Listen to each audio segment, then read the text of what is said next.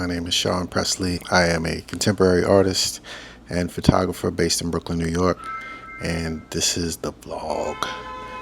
And it is noisy because we are in New York City, but that is beside the point. I've been thinking about irony a lot this week. I've been obsessed with that concept. I'm reading a book about irony. I've noticed that a few of my pieces, the watermelon piece in particular, is very ironic. I'm really interested in this concept of mastering irony. It's the contrast between what's expected and what is reality. Looking at my story the other day, which actually sparked the whole irony craze. The story about the strip club, where I go to the strip club, I lose my wallet, I go back the next day, and I realize that the strip club is actually a funeral home. My expectations were to go back to the same strip club that I went the previous night. What I actually got was a funeral home with 3 old black dudes in suits getting ready for a wake.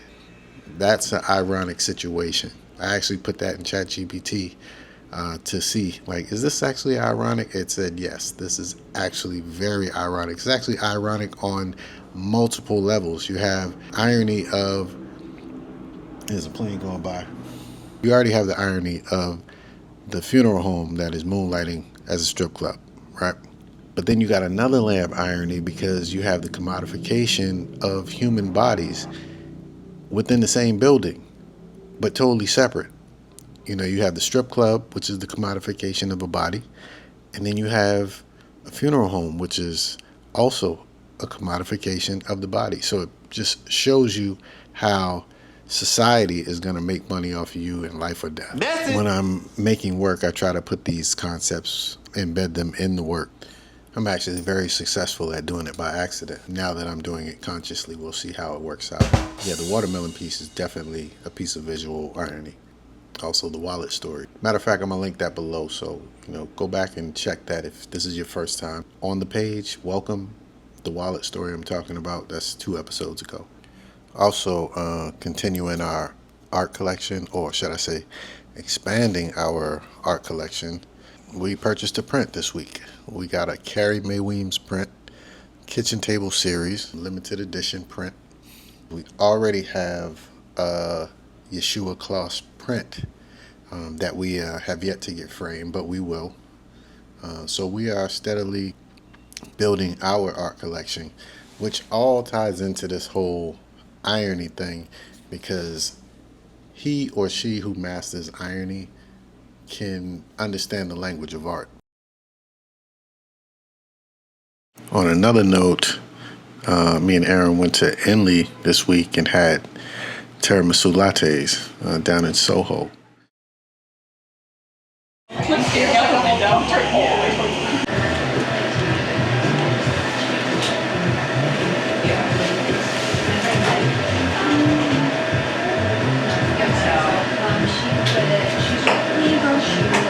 Thank you so much.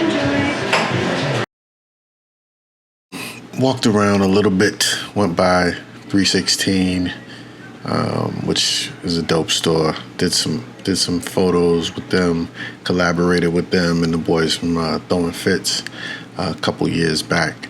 And so I stopped in there, see the dude Andrew, the owner, and right across the street from that is the Elizabeth Street Gardens, where I've also done a ton of photo shoots there as well. So it was kind of like a little nostalgic, just stroll around Soho. Those are always nice. And ran into Josh Peskowitz, fashion dude, menswear aficionado. You ever run into people like that you follow on Instagram? It's not like seeing a celebrity, but it is like, oh, what up? Cool day. We had fun. Always good. After that, we went to one of our favorite spots, Hey Roasted. Yeah, I really need to check that out. I'm just saying, it's cheap too. All right, I'm not gonna say no more. I've said too much.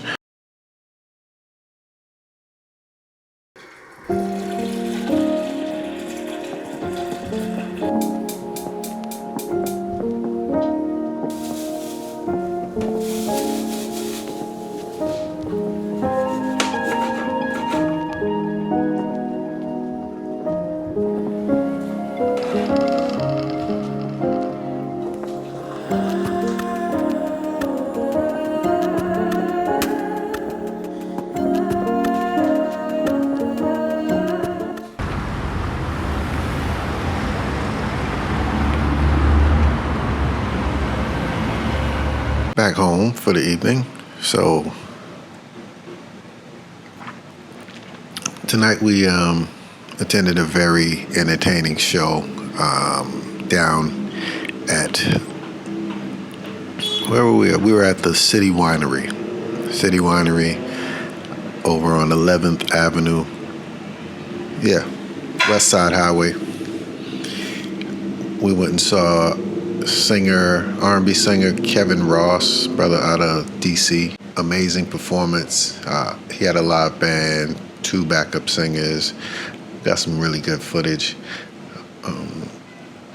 We actually got some tickets from one of the people that Aaron works with. Aaron works in entertainment. She books talent for award shows. Well, not just award shows, but she books talent for shows.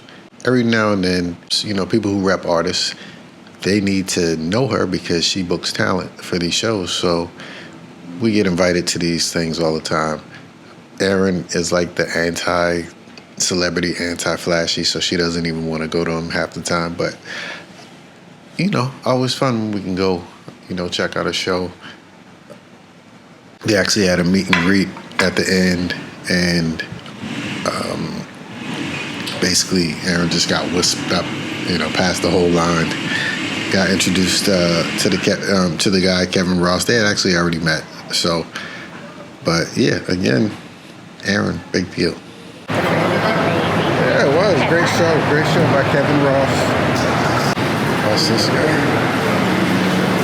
Is he working or leaving? I don't know what he's doing.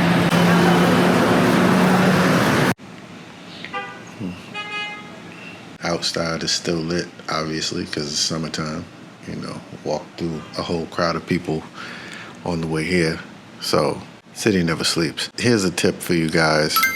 If you are looking for an apartment in New York City and you can help it, stoplight outside of your crib might be a red flag if it's a busy intersection. We live at a busy intersection. There is a light, stoplight, right there. It's not a long light either. It's like 5 seconds and then it's red. So I would say probably about 1 to 3 times a day we get people blasting their punk music from their little car, whatever, and they're right there, and we just have to listen to it. Also today, there was like a DJ across the street. We got a taco spot right across the street. They be having DJs and stuff. You don't want to be a Karen. That's my mom's name, so y'all branded it that. But you don't want to be a Karen, but damn, it's noisy enough, Plus I'm getting older. I can't, I have very little tolerance for all of that. I was like, yeah, I'm going to give y'all 2 hours and then I'm going to call up. Hey, how long y'all going to be doing this? That DJ from today, he was across the street, was the worst DJ maybe I've ever heard in my life. This guy's playlist consisted of, it was 50 Cent, followed by Flo Rida, followed by J-Lo. It was one of the worst playlists I've ever heard in my life. It was some Will Smith up in there. No disrespect to any of those artists, but just think about those artists played back to back outside of your crib. They gotta stop giving away DJ equipment the same way they need to stop selling podcast equipment. You should have to, maybe answer a questionnaire or something like that. Make sure you qualify, to make sure that you should have a platform. Just all of this distribution of DJ equipment and podcast equipment. We really have to regulate this. Gatekeepers. Unfortunately, people are following these people, and obviously people are hiring these terrible DJs. Under any circumstances, never argue with bots online. A lot of times I find myself arguing with somebody on Instagram or something. I'm going back and forth with this person. I get 3 comments in, and I click on the profile that I'm arguing with. They got 3 followers, 0 posts. They're following 13 people. I just wasted 30 minutes of my time going back and forth with a bot. These are chat bots, okay? They are not people. I envy people with no self-awareness. I am hypersensitive of how I'm coming across or how I'm being portrayed. People with no self-awareness do not have that problem. In a world where most people don't tell you exactly what they feel, irony, people who have no self-awareness are able to sort of flow freely. There's a freedom to that. I've been getting organized lately. Organization is very important. When you're just getting stuff done, it's cool, but when you actually are documenting it and crossing it off of a list, the psychology of that is rewarding, somewhat rewarding. You know, I could have did this years ago, but yeah, it's never too late. Also, my grandfather turned 90 yesterday, so that was dope. We all called him.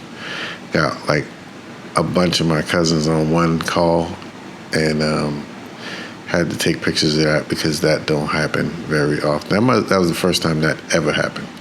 I need to paint something. I'm gonna paint something tomorrow.